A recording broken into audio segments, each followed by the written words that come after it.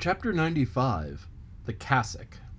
Had you stepped on board the Pequod at a certain juncture of this post-mortemizing of a whale, and had you strolled forward nigh the windlass, pretty sure am I that you would have scanned with no small curiosity a very strange, enigmatical object, which you would have seen there lying along lengthwise in the lee scuppers. Not the wondrous cistern of the whale's huge head, not the prodigy of his unhinged lower jaw, not the miracle of his symmetrical tail. None of these would so surprise you as half a glimpse of that unaccountable cone. Longer than a Kentuckian is tall, nigh a foot in diameter at the base, and jet black as Yojo, the ebony god of Queequeg. And an idol indeed it is, or rather in old times its likeness was. Such an idol as that found in the secret groves of Queen Maachah in Judea, and for worship which King Asa her son did depose her, and destroyed the idol, and burnt it for an abomination at the brook of Kedron, as darkly set forth in the 15th chapter of the first book of Kings.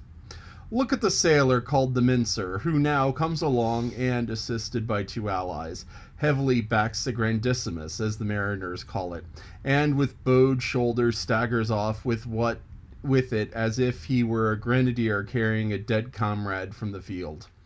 Extending it upon the forecastle deck, he now proceeds cylindrically to remove its dark pelt, as an African hunter the pelt of a boa. This is done as he turns the pelt inside out like a pantaloon leg, gives it a good stretching so almost to double its diameter, and at last hangs it, well spread in the rigging, to dry. Ere long it is taken down, when removing some 3 feet of it towards the pointed extremity, and then cutting 2 slits for armholes at the other end, he lengthwise slips himself bodily into it. The Mincer now stands before you, invested in the full canonicals of his calling. Immemorial to all his order, this investiture alone will adequately protect him while employed in the peculiar functions of his office. That office consists of mincing the horse pieces of blubber for the pots, an operation which is conducted at a curious wooden horse planted endwise against the bulwarks, and in the capacious tub beneath it, into which the mince pieces drop, fast as the sheets from a rapt orator's desk. Arrayed in decent black, occupying a conspicuous pulpit, intent on Bible leaves. What candidate for an archbishop, what lad of a pope were this Mincer? Biblical leaves, biblical leaves. This is the invariable cry from the mates to the Mincer. It enjoins him to be careful, to cut his work into as thin as slices as possible, inasmuch as by doing so the business of boiling out the oil is much accelerated, and its quantity considerably increased, besides perhaps improving its quality. This is the end of chapter 95. So this explains what he's putting on as part of a whale, and we'll just kind of skip that.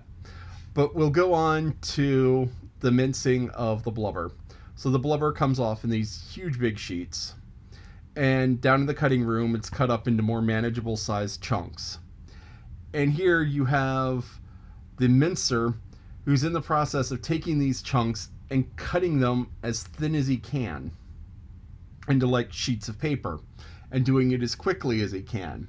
So here he is, dressed in a black piece of whale skin, and which serves to protect him somewhat.